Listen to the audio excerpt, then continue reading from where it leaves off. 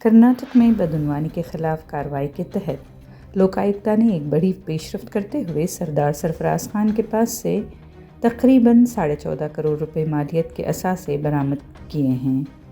سردار سرفراز Khan cooperative societies کے director ہیں اور ساتھ ہی ہاؤسنگ اور مائنورٹی ویلفیئر ڈپارٹمنٹ میں سیکریٹری کے طور پر خدمات انجام دے رہے ہیں۔ وہ ہاؤسنگ منسٹر BZ ضمیر احمد خان کے قریبی معاون بھی سمجھے جاتے ہیں۔ لوکایکتا کے مطابق 24 دسمبر 2025 کو ڈسپرپورشنیٹ اثاثوں کیس کے تحت سردار سرفراز خان سے متعلق 13 مختلف مقامات پر چھاپے مارے گئے تھے۔ ان چھاپوں میں ان کی رہائش گاہیں، دفاتر اور ان کے رشتہ داروں کے مکان بھی شامل تھے۔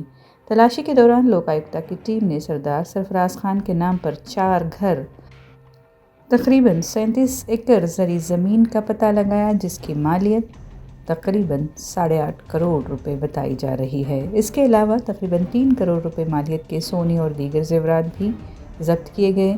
حکام کے مطابق چھاپوں میں 1.64 کروڑ روپے مالیت کی گاڑیاں اور فکسڈ ڈپازٹس اور دیگر مالی سرمایہ کاری کی مجموعی مالیت تقریباً 6 کروڑ روپے پائی گئی۔